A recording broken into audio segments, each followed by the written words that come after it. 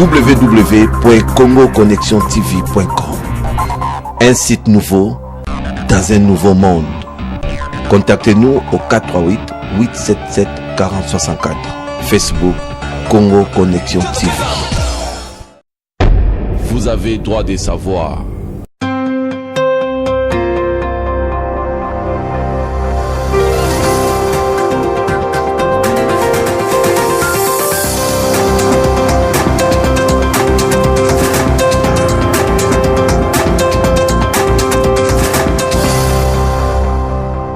Heureux de vous retrouver pour un nouveau numéro d'International. Nous sommes toujours sur les antennes de TV5 Monde, sur celle de Radio France Internationale. International, cette émission réalisée avec nos confrères du quotidien français Le Monde. Aujourd'hui, décor inhabituel puisque nous sommes en République démocratique du Congo, à Kinshasa, à l'occasion de ce deuxième forum des femmes francophones qui vient de se dérouler dans cette capitale. Et nous sommes accueillis par le ministre porte-parole, ministre des médias, porte-parole de ce gouvernement. Merci, monsieur Lambert Mende Omalanga, de nous recevoir. Beaucoup de questions à vous poser. Le gouvernement s'exprime peu. Le président Kabila s'exprime encore moins, pourrait-on dire. Donc beaucoup de questions. Peut-être tout d'abord celle-ci.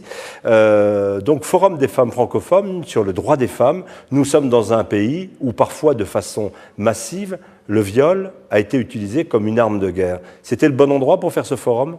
Oui, je pense que effectivement, nous sommes dans un pays qui a subi une guerre odieuse, une guerre d'agression depuis quelques années, une guerre qui s'est importée de l'extérieur et qui a importé justement ses habitudes criminelles. On viole des femmes pour faire disparaître des groupes ethniques, faire disparaître toute une nation. Vous accusez qui précisément ? Nous accusons le Rwanda qui a importé depuis 1994, je crois, ces problèmes en République démocratique du Congo et qui nous empêchent de décoller.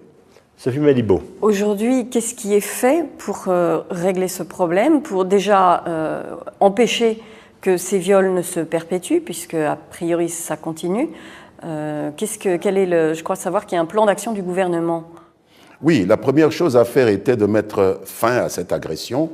Nous nous y sommes pris, et heureusement avec le soutien de tous nos partenaires de la communauté internationale, la MONUSCO, les pays de la SADC, nous avons pu vaincre la principale de ces forces négatives. D'autres continuent à s'agiter, mais elles sont moins dangereuses que le M23. Et nous avons toute une série de programmes à mettre en œuvre pour cela. Il faut d'abord nettoyer l'espace, il faut rétablir ces familles qui ont été victimes de la guerre dans leur lieu de vie naturelle. C'est un travail de réhabilitation qui coûte de l'argent et nous collaborons avec nos partenaires, mais nous payons déjà beaucoup à partir de notre propre budget, et ensuite travailler les esprits qui ont été contaminés par cette façon de faire. Nous ne l'avons jamais vécu chez nous, mais des jeunes ont pris ces habitudes-là. Il faut absolument faire en sorte que ça change. Quand vous dites que nous avons été contaminés, vous attestez qu'il y a bien maintenant aussi, ça n'est pas simplement une menace venue de l'extérieur, c'est devenu quelque chose qui se pratique aussi parmi la population congolaise. Parce qu'il y a entre des groupes rebelles qui ne cessent d'émerger, toujours une nouvelle rébellion de nouveaux groupes. Bon, qui ne cessent d'émerger, ça serait beaucoup dire. Il faut dire qu'au pire moment, il y avait entre 55 et 60 groupes armés. Maintenant, nous en enregistrons 27. Je pense que c'est plutôt une régression, mais même s'il n'y en avait qu'un seul, ça serait un de trop, parce que c'est là que, justement, se développent ces pratiques-là. Lambert Mende, que va-t-il se passer pour l'auteur de ces viols ? Est-ce qu'on est plutôt dans une approche d'amnistie, ou est-ce que ces crimes seront jugés et éventuellement punis ? Nous avons effectivement convenu, lors des concertations de Kampala, d'amnistier ceux qui sont à la base de tous ces problèmes pour des crimes autres que celui-là. Nous avons décidé de mettre hors de l'amnistie. Mais les viols ne seront pas amnistiés. Les viols, les violences sexuelles ne peuvent faire l'objet d'aucune possibilité d'amnistie. Alors, je le disais, nous sommes venus à l'occasion de ce forum des femmes francophones. La francophonie a des valeurs, celles des femmes, on l'évoque ici. Nous sommes également dans un pays qui parfois était contesté. C'était le cas lors du sommet de la francophonie avec François Hollande, le président Hollande, sur le respect des droits de l'homme dans ce pays. Ils ne sont pas pleinement respectés, dit parfois la communauté internationale. Comment réagissez-vous à ces critiques, à ces accusations qui reviennent fréquemment? Nous avions contesté la lecture qu'on avait de la situation au Congo parce qu'il y avait une confusion de genre. Lorsque nous sommes victimes de ces viols sur nos femmes, on nous accusait, nous, d'être coupables de ces viols, alors que de ne pas avoir défendu ces femmes. Nous sommes les victimes de ces viols. C'est une guerre. Vous savez, on ne va pas reprocher à un pays agressé de ne s'être pas défendu, comme si c'est lui qui a appelé l'agresseur à le faire. Il y a eu un rapport de force, nous l'avons inversé. On ne va pas nous accuser, au moment où nous n'avions pas encore inversé ce rapport de force, d'être coupables d'une agression qui nous, en réalité, nous ciblait. Et donc, nous avons trouvé particulièrement injuste qu'on ne fasse pas la part des choses, et nous l'avons dit au président Hollande. Maintenant, du point de vue des femmes, le mal est fait. Un certain nombre d'entre elles sont victimes et doivent vivre avec ça. Est-ce qu'elles peuvent attendre des réparations concrètes, financières? Est-ce que le gouvernement congolais prévoit de les indemniser, si on peut dire, parce que de toute façon, c'est très difficile de supporter cette violence le restant de sa vie, mais est-ce que quelque chose est fait pour les aider, ne serait-ce que concrètement? Je pense que l'indemnisation commence par la punition des coupables. Et il est évident que tout fait quelconque de l'homme qui cause un dommage à un autre doit être réparé. Et la question de l'indemnisation se pose d'abord vis-à-vis des responsables de ces actes criminels. C'est ça le problème de la confusion. L'État doit indemniser, mais ce n'est pas le personnel de l'État qui a commis ces actes. C'est même des étrangers parfois. Oui, enfin, et nous sommes en pourparlers. Si les victimes doivent attendre que leur propre violeur... Ce n'est pas tout. Je suis en train de développer. Nous avons aussi 2 ministères qui sont chargés de ces questions-là, d'identifier les victimes, de leur proposer une assistance. Ce n'est pas une indemnisation, parce que les mots ont leur sens, en droit. Une assistance, le mot indemnisation est mal choisi. Et le ministère des Affaires humanitaires qui sont impliqués, et nous dépensons beaucoup d'argent pour ces tentatives de réinsertion de nos sœurs et de nos mères qui ont été victimes de ces criminels. On a beaucoup parlé au cours de cette semaine de la gouvernance, de la place des femmes dans la gouvernance africaine. Il y a peu de femmes présidentes de la République, à ma connaissance il y en a 3, peu de femmes ministres.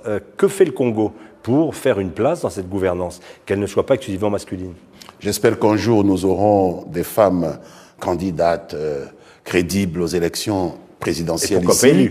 En attendant, nous avons pris une série de mesures extrêmement crédibles lorsque nous avons décidé au cours des concertations nationales de nous impliquer, majorité, opposition, dans le Parlement pour que la loi électorale que nous sommes en train de revisiter prévoie des quotas bloqués pour les femmes. C'est-à-dire la mieux élue des femmes sur une liste où il y aura une circonscription où il y aura 3 sièges devra être la 3e personne élue, même s'il y a des hommes, après les 2 premiers, qui pourraient faire mieux qu'elle. Le principe, c'est d'avoir un quota autour de 30% de femmes. 30% de femmes, ça c'est l'option actuelle, en attendant d'évoluer vers la parité totale. Je vous posais la question il y a un instant avec Sophie Malibaud, des critiques récurrentes au-delà de la situation des femmes sur la gouvernance et sur les droits de l'homme. À nouveau, est-ce que dans ce pays, les droits de l'opposition, le droit de la presse, vous semblent aujourd'hui parvenus à un stade satisfaisant? Vous savez qu'un certain nombre de classements présentent le Congo dans une situation fragile de ce point de vue. Ce sont des classements extrêmement biaisés pour la presse, par exemple. Dans ce pays, la presse n'a pas attendu que les politiques puissent secouer le cocotier. C'est depuis 1990 que les médias congolais, et Mobutu avait encore 7 ans en 90, se sont libérés. Depuis lors, on n'a enregistré aucune régression dans les droits d'expression, les droits de la presse dans ce pays. Vous nous dites que sauf que les organes des opposants, que ce soit Étienne Tshisekedi ou Vital Kamerhe, n'ont plus droit d'exister. Ils ont été fermés en amont des élections et n'ont pas réouvert depuis. C'est une façon tout à fait biaisée de présenter la situation. Tous les organes proches de M. Tshisekedi sont en train de travailler normalement. Je peux vous citer des journaux comme Tempête des tropiques, des télévisions comme CNTV qui marchent normalement. Ce sont des gens qui sont très proches de M. Tshisekedi. M. Kamere n'a jamais créé un organe de presse dans ce pays. Donc on raconte des histoires, mais en réalité, je peux vous faire accéder à la liste des archives des organes de presse. Je n'en vois aucun qui appartiennent à M. Kamere. M. Kamere tente d'acheter un organe de presse. Il l'a fait dans des conditions que l'administration a trouvées contestables. Nous lui avons conseillé de se mettre en ordre avec l'administration, comme n'importe quel citoyen, et il prétend qu'on a fermé un organe. C'est du mensonge. Mais au jour d'aujourd'hui, il ne peut donc pas avoir cet organe de presse. Je ne sais pas si on peut l'avoir sans remplir les conditions que l'administration met pour avoir la création d'un organe de presse. Et est-ce qu'il est question que l'administration facilite un petit peu les conditions pour que tous les opposants puissent avoir voix au chapitre, par exemple? Nous avons probablement une 60aine de chaînes de télévision dans ce pays. Je peux vous dire qu'au moins 35 appartiennent à l'opposition. Mais d'après certains observateurs, malgré tout, malgré la quantité, malgré le nombre des organes de presse, l'opposition est très peu visible. Puisque 35 sur 60 leur appartiennent, comment pouvez-vous dire qu'ils ne sont pas visibles? Seulement 25 appartiennent à des gens qui seraient plutôt proches du chef de l'État. Nous avons bien sûr 2 médias publics dont le retentissement est plus important. Nous sommes dans les bâtiments de l'un de ces 2 médias. Mais pour le reste, tout ce qui est privé est majoritairement de l'opposition. Donc dire qu'ils ne sont pas audibles, c'est totalement faux. On a même l'impression que les télévisions passent leur temps ici à insulter le président, le gouvernement, à critiquer ce que nous faisons. C'est très démocratique, sauf les insultes. Mais dire vraiment que l'opposition n'est pas entendue, n'est pas lue dans ce pays, c'est le premier mensonge. Sortez dans la rue, faites votre enquête et les gens vous diront qu'ils entendent bien ce que l'opposition a à dire. Monsieur Méné, si on pose la question différemment, ce pays s'appelle la République démocratique du Congo. Vous diriez qu'elle est parvenue à un stade mature de démocratie, d'exercice démocratique, où vous dites encore il y a des progrès à faire sur cette opposition, sur l'organisation des élections, sur un certain nombre de choses? Tout est question de proportion et de comparaison. Nous sommes dans une région d'Afrique, l'Afrique subsaharienne, où je pense que nous sommes en tête de peloton en ce qui concerne les droits de l'opposition.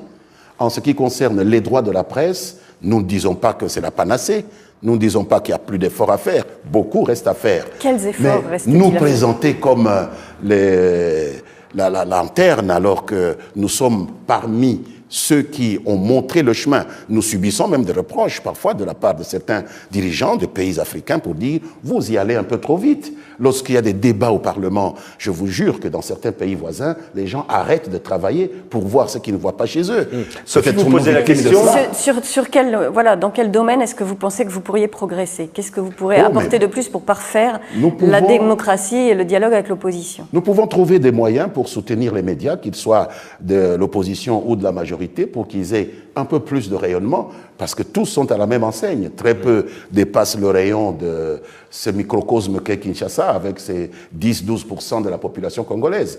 Bon, là, évidemment, il y a des choses à faire pour qu'ils soient capables d'aller plus loin, de porter leur message beaucoup plus loin. Mais c'est tout le monde qui subit ces restrictions-là. Ce sont des restrictions tout à fait infrastructurelles. Précisément, si on essaie d'anticiper un peu à propos de cette gouvernance, dans 2 ans, élection présidentielle, derrière vous on voit Joseph Kabila, le président. Théoriquement, la Constitution lui fait impossibilité de se représenter. Est-ce que, comme dans pas mal d'autres pays à travers la planète, on peut revoir la Constitution? Est-ce que vous nous dites Joseph Kabila ne sera pas candidat à cette prochaine élection présidentielle? Je ne sais pas pourquoi est-ce qu'on veut nous juger sur base non, je pose des la question, comportements des autres. Il n'y a pas de jugement dans ma question. Oui, le président Kabila respectera strictement ce qui est écrit dans la Constitution. Il ne sera donc pas candidat. Il n'y a pas plus de 2 mandats consécutifs. Il n'y aura pas plus de 2 mandats consécutifs. Et je vais vous répéter ce que le président nous a dit. En 2016, il y aura dans ce pays un passage de flambeau civilisé entre un président qui sort et un président qui entre. Pourquoi est-ce qu'il ne nous nous moquons bien quand nous voyons des amis de l'opposition s'agiter autour du fait que le président doit prendre son micro et dire « je ne vais pas me représenter ». Pour quelle raison il dirait cela? Puisque la Constitution dit qu'il ne doit pas se représenter. Pourquoi est-ce que le président doit prêter serment? On veut que le président prête serment tous les jours. Il a déjà dit, lorsqu'il est entré en fonction, qu'il va respecter la Constitution. On vous entend bien, mais dans pas mal de pays, des présidents ont dit ça, puis au dernier moment, ils ont changé la Constitution. Je ne peux pas fonctionner par rapport à d'autres pays. Nous sommes la République démocratique du Congo. Le président Joseph Kabila est Joseph Kabila. Et il ne Ça s'agit n'a rien pas, à voir avec d'autres personnes. sans parler de prêter serment à chaque fois qu'il prend la parole, Oui, en fait, c'est un peu ça qu'on veut. le président ne prend pas souvent la parole. Ah. Comment expliquer qu'on l'entend aussi On le voit peu, on le voit peu. Chez nous, quelquefois, on les voit presque trop, et ici, il a très peu de contacts directs et très peu d'interventions. Et finalement, ça pourrait apaiser le climat, puisque vous le dites vous-même, l'opposition suspecte qu'il y ait modification. Vous savez, moi, j'ai dans ma famille le bonheur d'être père de jumeaux, entre autres. Alors, comment il se fait que l'une est une fille et l'autre est un garçon? Comment des gens sont l'un disert, l'autre taiseux? Mais écoutez, c'est un problème de caractère. Le président Kabila est un taiseux. Oui, c'est quelqu'un qui préfère agir plutôt que de parler. C'est comme ça qu'il est. Et il y a des organes dans l'État qui communiquent. On peut être gouvernant et silencieux. Ça peut arriver, pourquoi pas? C'est le résultat qui parle pour lui. Est-ce que vous regardez ce qui se passe à l'international, bien évidemment, pardon, mais par exemple ce qui se passe actuellement en Ukraine, où c'est la population qui a renversé un régime. Ça n'arrive guère en Afrique. Quel parallèle vous faites? C'est déjà arrivé en Afrique, parce que l'Égypte est africaine, Vous avez parce raison, que la Libye est africaine. Vous avez raison. Ce sont des choses qui peuvent arriver partout, mais nous nous méfions des révolutions spectacles. Parce que nous parlons de cela. Vous dites pas c'est une bonne chose que la population exprime un ras-le-bol et change des dirigeants. Mais c'est quelle population? corrompus? Ça dépend de la définition qui est donnée par différents organes de presse. Vous ne parlez pas de la Crimée. Ça barde aujourd'hui en Crimée. Il y a des pro-russes. Nous ne savions même pas qu'ils existaient avant qu'ils ne sortent eux aussi dans la rue. Voilà des analyses bien incomplètes, comme on nous les applique à nous aussi. Une lecture tout à fait sélective. Est-ce qu'il n'y a que ces gens-là qui ont chassé le pouvoir en Ukraine qui existent? Est-ce qu'il n'y en a pas d'autres qui soutenaient ce pouvoir-là? On les voit maintenant dans la rue. Est-ce qu'il va y avoir une guerre civile? Est-ce que cet encouragement qu'on a donné aux uns ne va pas provoquer l'implosion de ce pays? C'est des questions que nous nous posons. Vous regardez l'Ukraine donc comme un mauvais exemple, et les révolutions arabes, vous les regardez comment? Nous regardons, ce qui s'est passé en Tunisie, nous regardons par exemple. l'Ukraine pas comme un mauvais exemple. Nous dénonçons le fait que dans la relation que l'on fait de ces événements, il y a toujours une sélection en faveur d'un camp contre un autre. Les révolutions arabes, ce sont des révolutions qui concernent des pays dont certains sont des pays frères. Nous constatons que toutes les promesses n'ont pas été tenues. Aujourd'hui, la Libye est complètement sens dessus-dessous. La Libye impacte négativement, la révolution qui a eu lieu en Libye impacte négativement l'Afrique. Et nous avons des exemples, même très près de nous, même dans notre pays ici, il y a des enturbanés qui sont venus. Des islamistes, qui pardon, simplement. Qui s'opposent même à nos forces armées, qui aident les musulmans de ADF Nalu, ces rebelles ougandais, qui ont déstabilisé le grand nord du Kivu. Donc tout cela, des armes que nous avons retrouvées, il y en a qui viennent des arsenaux qui sont venus de Libye. Cette révolution, est-ce que ça a été quelque chose qui a profité à l'Afrique? Il reste à se poser la question. Ce que vous déplorez, c'est la façon dont ça s'est passé, ou vous déplorez même le départ de Kadhafi? La façon dont ça s'est passé, le fait que l'initiative a été prise d'ailleurs, peut-être que si on avait laissé les Libyens eux-mêmes résoudre leurs problèmes, ça aurait pris plus de temps, mais ça serait fait peut-être de manière à ne pas provoquer toutes ces conséquences que nous observons Donc, maintenant. Vous regrettez l'implication de la France dans cette affaire? Nous regrettons le fait qu'on a ouvert des vannes maintenant qui sont en train de nous créer des problèmes, qui se soit impliqué. Et en Centrafrique, l'intervention française, qu'est-ce que vous en pensez? C'est une très bonne chose, nous l'avons saluée et nous sommes allés même en appui de cette intervention parce que nous avons 850 fantassins qui sont là-bas, 250 policiers qui sont là-bas pour prêter main forte. C'est Pourquoi quelque vous chose choisissez de positif. Diplomatiquement d'aller en République centrafricaine, alors même que vos forces armées sont importantes ici pour tenir, on en parlera après la pause d'information, mais pour tenir la sécurité du pays et ses frontières. Pourquoi avez-vous choisi d'être l'un de ceux qui a envoyé le plus fort contingent, notamment de policiers en RCA? Je pense que lorsque vous parlez de la nécessité des forces armées ici pour tenir la situation, vous faites allusion à ces menaces qui nous viennent de l'Est. Absolument. Nous avons seulement 100 kilomètres de frontière avec le Rwanda et voyez tous les dommages que certaines interventions venues du Rwanda nous causent aujourd'hui. Or, avec la République centrafricaine, nous avons 1600 kilomètres. Alors, ne pas s'intéresser à cela, ne pas participer à l'extinction des feux là-bas, parce que le feu au Rwanda nous a contaminés. Pourquoi est-ce que le feu en Centrafrique ne nous contaminerait pas? 1600 kilomètres. Nous devons participer à l'extinction. Vous redoutiez une contagion? Absolument. ça peut venir. Et vous estimez qu'actuellement ce risque est maîtrisé ? C'est en train d'être maîtrisé et nous espérons que les Nations Unies mettront tous les moyens, l'Europe mettra tous les moyens pour qu'ensemble nous puissions faire quelque chose. Je vous propose de nous retrouver dans quelques instants. Beaucoup de questions encore à vous poser sur la situation notamment économique, sur la population, sur sa jeunesse ici en RDC. Avant cela, sur les antennes de RFI et sur TV5 Monde, un point de l'actualité. Vous avez droit des savoirs. Retour dans l'International, toujours sur TV5 Monde et sur Radio France Internationale, émission réalisée avec le quotidien français Le Monde. Nous sommes aujourd'hui à Kinshasa, capitale de la République démocratique du Congo. Nous recevons le porte-parole de ce gouvernement de RDC, M. Lambert Mende Omalanga. Nous parlions de la République centrafricaine où vous agissez. Question de Sophie Malibaud. Monsieur Lambert Mende, quand vous avez pris la décision d'envoyer des troupes en République centrafricaine, dans quel contexte, dans quelles circonstances s'est prise cette décision? Est-ce que vous avez décidé d'un engagement pour combien de temps? Nous avons répondu à un appel de l'Union africaine qui souhaitait que les pays qui le pouvaient puissent participer à cette force MISCA de 6 000 hommes au départ. Nous avons envisagé les dangers pour notre pays d'une escalade en République centrafricaine. Nous avons pris conscience de la négligence dont nos prédécesseurs avaient fait montre lorsque le génocide au Rwanda avait fait débouler chez nous des millions de gens. Ils les ont laissés entrer sans contrôle. Ils n'ont participé à aucune opération pour maîtriser la situation à cette frontière et nous avons appliqué le principe de précaution en envoyant ces unités en réponse justement à cette demande de l'Union africaine. Pour l'instant, c'est 850 hommes militaires. Et 250 policiers. Est-ce que ce contingent est appelé à se développer et jusqu'à quand est-ce que vous pensez qu'il est engagé sur le terrain centrafricain? Tout dépend de l'évolution de la situation. À 3 ou 4 reprises, le contingent congolais a été sollicité, dans Bangui même. Maintenant, je pense qu'on les déploie vers la frontière avec notre pays, une frontière qu'ils connaissent très bien.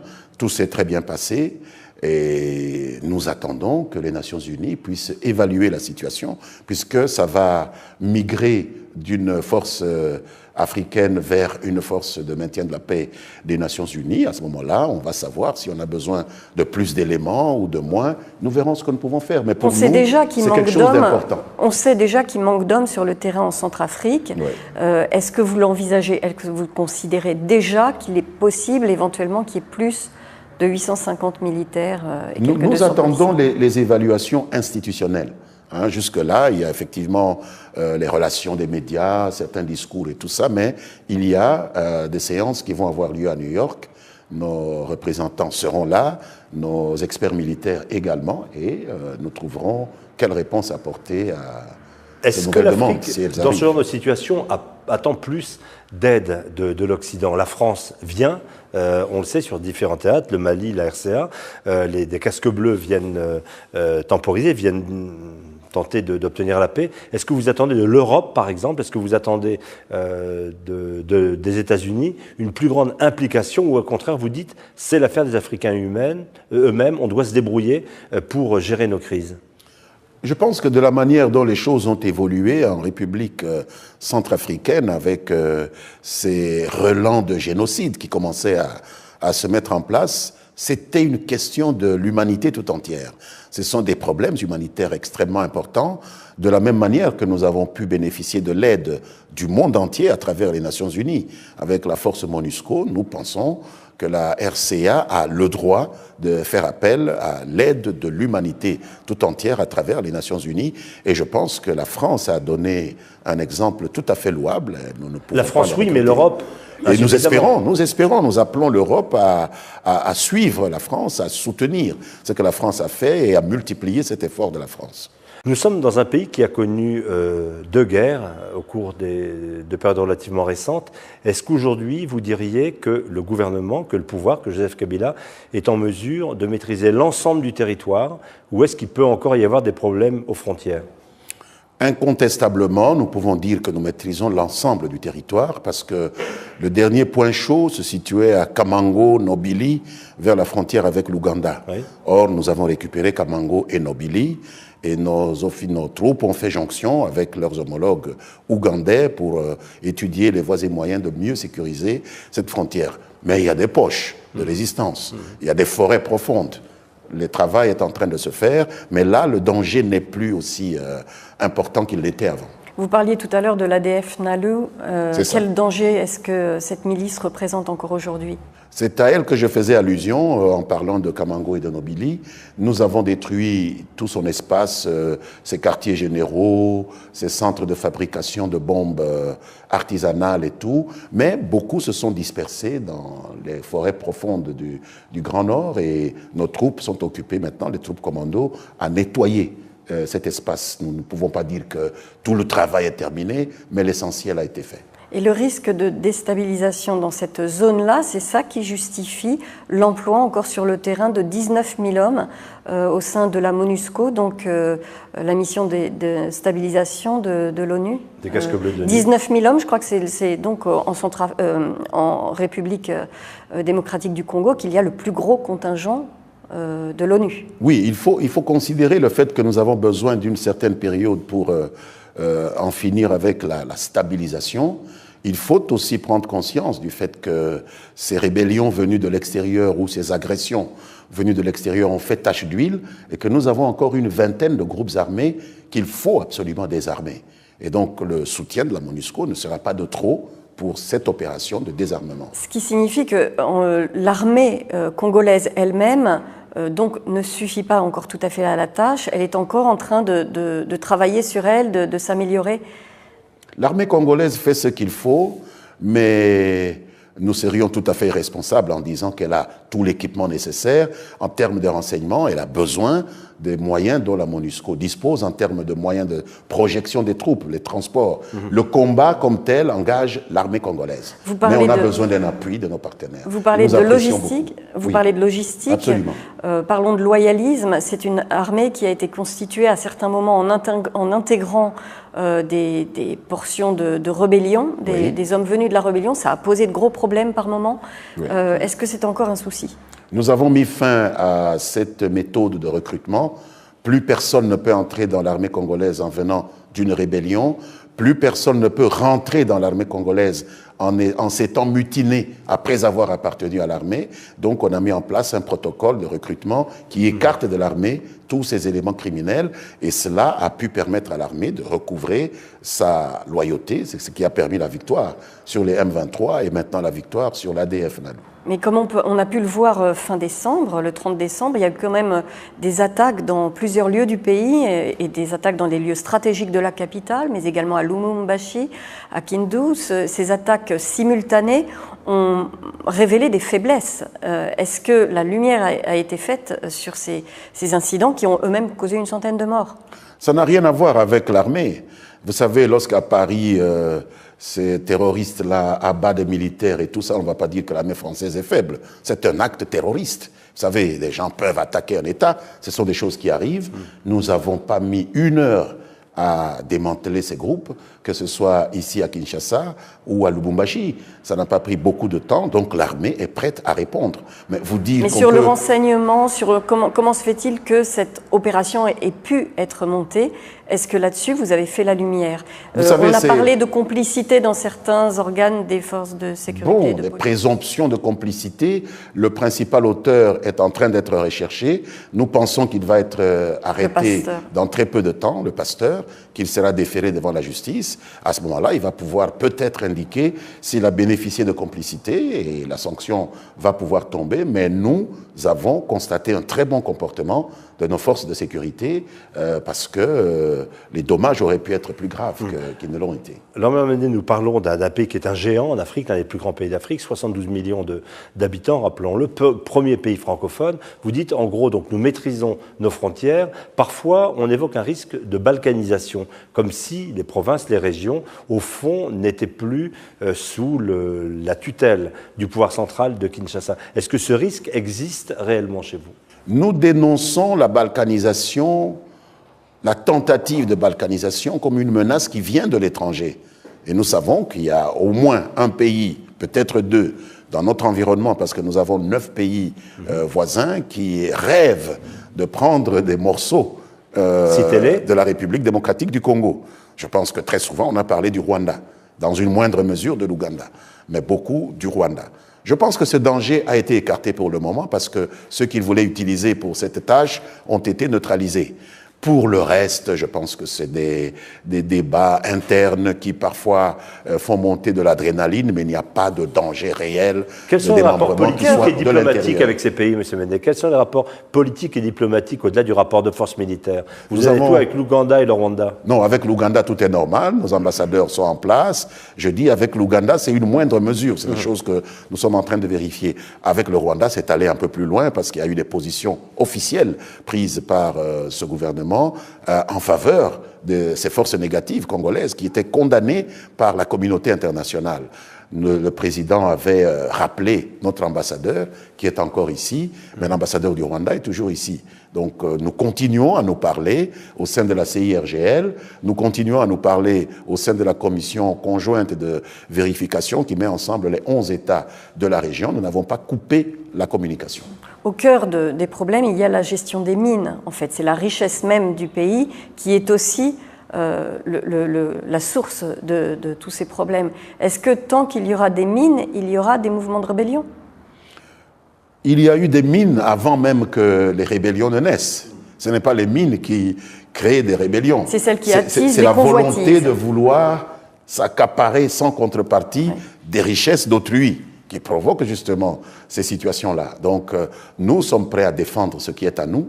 Nous sommes prêts à nous intégrer économiquement avec nos voisins, mais personne ne viendra ici nous ligoter pour prendre ce qui est à nous sans contrepartie.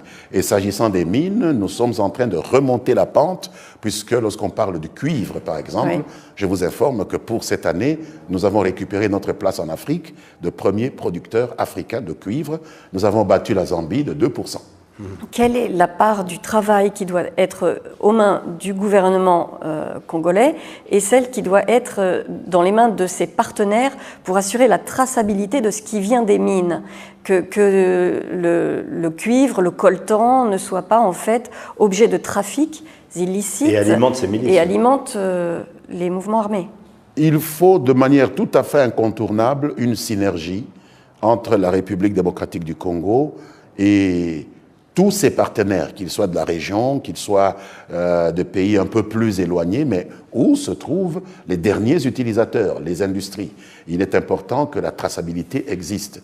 Et je suis heureux de vous dire que nous venons de mettre au point, au niveau de la conférence internationale de pays de la région des Grands Lacs, un certificat de traçabilité.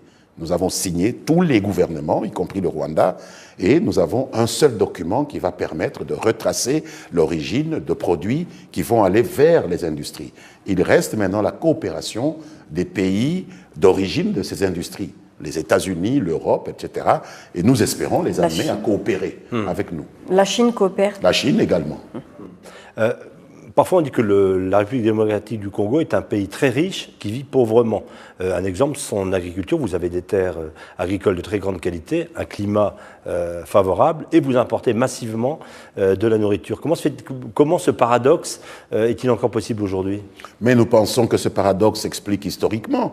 Depuis que le pays a accédé à la souveraineté nationale et internationale, il n'y a jamais eu une période où on pouvait se concentrer sur le développement. Il y a eu d'abord toutes ces sévices, ces séditions des années 60 après la mort de Lumumba. Il y a eu la parenthèse Mobutu, une longue parenthèse de 32 ans, toujours soutenue par les nostalgiques de l'ancien système. Et puis, lorsqu'on a tenté de changer les choses, vous avez vu ce qui est arrivé à notre troisième président, Laurent Désiré Kabila, assassiné en son palais par des tueurs venus d'on ne sait où. Et maintenant, nous avons un quatrième président qui essaye de faire des choses et les résultats commencent à poindre. Donc, je pense que nous sommes sur la bonne voie. Il faut toujours commencer à faire des choses lorsqu'on constate que le passé n'a pas permis d'agir. On ne va pas vivre le regard tourné vers le passé. Nous avons commencé la construction de notre pays. Qui est responsable de cette situation? Vous dites que c'est notre passé colonial, c'est nous-mêmes qui avons fait des erreurs. Qu'est-ce qui explique ce retard? Parce que l'indépendance, il y a 60 ans quand même. Les torts sont partagés entre ceux que moi j'appelle les nostalgiques de l'ordre colonial, qui ont voulu continuer à nous maintenir sous cette dépendance et nous empêcher de décoller, et nous-mêmes, qui avons permis que cela se fasse sans résister. Et aujourd'hui, vous ne craignez pas de nouvelles colonisations? Il y a de nouveaux acteurs sur la scène commerciale internationale, et notamment la Chine, qui est très présente, qui est le plus gros consommateur, qui est devenu votre premier partenaire. Vous ne craignez pas une dérive de ce côté-là? Je pense que c'est beaucoup plus subtil maintenant que ce qui se passait auparavant. Avec la Chine, nous négocions et nous prenons le temps d'affiner quels sont nos intérêts et quels sont les leurs, parce que personne ne vient investir pour les beaux yeux du propriétaire des richesses naturelles. Donc nous négocions, c'est cela que nous préférons.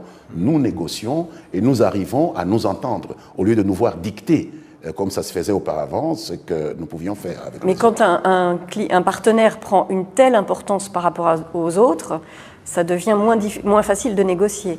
Ah, je ne sais pas si c'est moins difficile, mais en tous les cas, nous négocions avec la Chine sur un même pied d'égalité. Il n'y a pas de relations comme ceux que nous avions expérimentés auparavant. Dans quelques semaines, il y a ici une semaine française pour que les entreprises viennent investir. Quelles sont vos relations avec l'Europe, avec Bruxelles, avec Paris dans ce domaine? Est-ce que la Chine a supplanté cette relation? Elle ne serait plus que culturelle, ou vous avez besoin d'avoir plusieurs partenaires économiques de haut niveau? Si nous sommes allés vers la Chine, c'est pour répondre à ce besoin de diversifier nos partenaires. Puisqu'auparavant, c'était un tête-à-tête avec l'Europe, avec les États-Unis. Donc, le fait d'être aujourd'hui avec la Chine ne peut pas nous convaincre qu'un tête-à-tête est préférable à une diversification. Nous recherchons cette diversification et nous appelons de tous nos voeux la multiplication des investissements qui viennent de l'Europe ici chez nous. On dit aussi que la Chine est moins regardante sur la question de la gouvernance et des droits de l'homme. Mais écoutez, vous savez, lorsque nous coopérons, ce n'est pas pour nous remettre sous la coupe de qui que ce soit. Lorsque nous coopérons, ce n'est pas pour nous voir dicter notre politique. Et nous recevons des conseils des amis, nous recevons des appréciations, puisque nous militons pour notre liberté. Il faut accepter aussi que les autres aient la liberté de vous dire ce qu'ils pensent. Cela ne peut pas être quelque chose qui nous empêche de coopérer, de faire du commerce, de réaliser des activités de production qui soient favorables aux uns et aux autres. Donc vous pensez que quand François Hollande déclare, il y a un moment, c'était avant de venir ici au sommet de l'OIF en 2012, quand il déclare que le niveau de démocratie et le niveau des droits de l'homme est inacceptable, ça n'entache pas le développement des relations commerciales entre ça nos deux pays? Ça n'a pas entaché les relations. Tout ce que nous avions demandé au président français, c'est d'élaborer sa déclaration. C'est inacceptable. Pourquoi? Parce que deux de ses amis lui ont dit que c'est inacceptable. Il doit élaborer en quoi c'est inacceptable. Il ne suffit pas de jeter comme ça des anathèmes. Et nous lui avons démontré qu'il avait tout faux.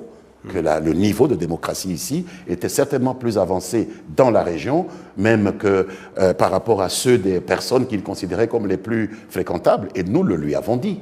Donc c'est ça aussi l'amitié. Vous parlez, nous parlons, et nous recherchons ensemble la vérité. Mais votre réponse est relative. Nous sommes moins pires que d'autres, mais dans l'absolu, finalement, la démocratie ne souffre pas trop de relativisme. Il y a liberté d'expression ou pas de liberté, il y a liberté politique ou pas de liberté. Il n'y a pas d'absolu, puisque je peux vous citer des cas en France où nous pouvons avoir aussi à redire. Dieudonné, tout ça, est-ce qu'il est libre complètement? Donc, il y a toujours des limites, il y a toujours une certaine relativité dans les choses. Vous l'avez suivi, cette affaire de Dieudonné, que je n'ose pas qualifier d'humoriste. Qu'est-ce que vous en avez pensé, vous, ici? Mais écoutez, qu'on empêche à quelqu'un d'aller en Grande-Bretagne, par exemple, parce qu'il a des idées qui ne plaisent pas à l'establishment, c'est une restriction de liberté. C'est tout ce que nous constatons. Nous n'allons pas aller juger à l'intérieur des choses. L'antisémitisme est quelque chose de très condamnable, mais ici aussi, lorsque nous condamnons des gens parce qu'ils ont des propos de haine ethnique, on nous tape sur la tête, on dit c'est la violation des libertés, etc. Donc il faut savoir juger sur base des réalités qui sont locales. On a l'impression qu'on nous juge souvent de loin et qu'on ne prend pas souvent la peine de pénétrer nos réalités. À propos de justice, il y a eu une demande de la Cour pénale internationale pour arrêter, pour juger le président du Soudan. Il était sur votre territoire, vous ne l'avez pas livré. Nous avons d'abord rassuré nos partenaires de la Cour pénale internationale de notre volonté de continuer à coopérer avec eux, mais en leur disant que là, nous étions en face d'une exception, une contrariété tout à fait exceptionnelle, parce que nous avons des engagements avec le COMESA, qui est une organisation internationale. Nous avons des engagements dans le cadre de l'Union africaine à laquelle nous appartenons. Nous sommes un État fondateur de l'Union africaine et qui a pris une décision très claire, pas d'extradition d'un chef d'État en exercice sur toute l'Afrique. Mais en même temps, nous avons des engagements avec la Cour pénale dans le statut des Roms. Alors, j'ai entendu un officiel de la Cour pénale internationale prétendre que nos engagements avec la CPI étaient supérieurs à nos engagements dans l'Union africaine. Ah oui. C'est du racisme. Comment cela peut-il ? Donc, ces États avec lesquels nous avons pris des engagements dans l'Union africaine seraient des États de quoi? De seconde zone par rapport aux États membres du statut de Rome? Il ne faut pas parler comme ça. Pour nous, ce sont des engagements internationaux qui ont la même force contraignante et nous sommes face à une contrariété et souverainement, Et le jour où Béchir n'est plus au pouvoir, nous avons décidé d'appliquer nos engagements vis-à-vis de l'Union africaine et personne n'a à nous juger pour cela. Vous trouveriez normal que le jour où il n'est plus au pouvoir, Béchir, il soit jugé? Ça, c'est autre chose, bien sûr, naturellement. Ici, il s'agit d'un président en exercice. Et c'est une question de droit international, une question de droit international à partir du moment... L'Union africaine est un acteur important du droit international. Il est source du droit international, l'Union africaine. Nous apprenons les traités et les conventions de l'Union africaine à nos enfants à l'université. C'est aussi une source du droit international. À propos d'enfants et d'avenir de ce pays, il y a des écoles là tout près d'ici, tout près de ce ministère. On le disait, 72 millions d'habitants, premier pays francophone, plus important que la France par le nombre de sa population. Oui. Qu'est-ce que ça indique, le fait d'avoir le français en langue officielle et d'être ce premier pays francophone, et encore plus, j'allais dire, dans l'avenir? Bien, nous sommes est-ce qu'il faut parler d'accident de l'histoire? Mais en tout cas, de par l'histoire, nous avons hérité de cette langue française que nous pratiquons ici comme la langue officielle. Tout le travail se fait en français. Nous avons bien sûr des langues locales, des langues nationales, mais j'estime que nous avons en partage non seulement la langue, mais la langue véhicule aussi certaines valeurs et nous pensons que au nom de ces valeurs-là, il y a des choses que nous devons nous dire entre nous, membres de ce grand ensemble, cette grande famille francophone, et que nous avons aussi le droit au respect. En ce qui nous concerne, qu'on fasse un peu attention avant de nous jeter n'importe quoi, à savoir si on a